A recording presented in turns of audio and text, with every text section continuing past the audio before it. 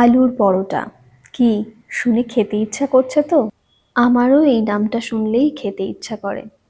বিশেষ করে যখন রান্নার জন্য নিজের ওপরই ভরসা করতে হয়, তখন ভাবি কোন রান্নাটা কম ঝামেলায় এবং কম সময়ে করা যায়, আর তার সাথে সাথে খেতে খুবই সুস্বাদু হয়।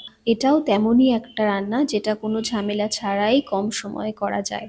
একটু পেঁয়াজ, একটু রসুন, একটু ধনেপাতা, আর যেহেতু আলুর পরোটা তাই আলু তো লাগবেই। আর স্বাদের জন্য আমি একটু ম্যাগি মশলা দিই। ঘরে ময়দা না থাকলেও আটা দিয়েও কিন্তু কাজ ভালো মতো চলে যায়, ঠিক যেমনটা আজ আমি করলাম। তবে আমারটাকে আর আলুর পরোটা বলা চলে না, আমারটাকে আপনারা আলু রুটিই বলতে পারেন। তেলে ভাজা খাবার একেবারেই পছন্দ না করায় ওর জন্য আমাকে এভাবেই বানিয়ে দিতে হয়। আর আমিও মনকে এটা বলেই সান্ত্বনা দিই যে ঠিক আছে চলো, এটা তো স্বাস্থ্যকর, তেলে ভেজে না হয় নাই বা খেলাম।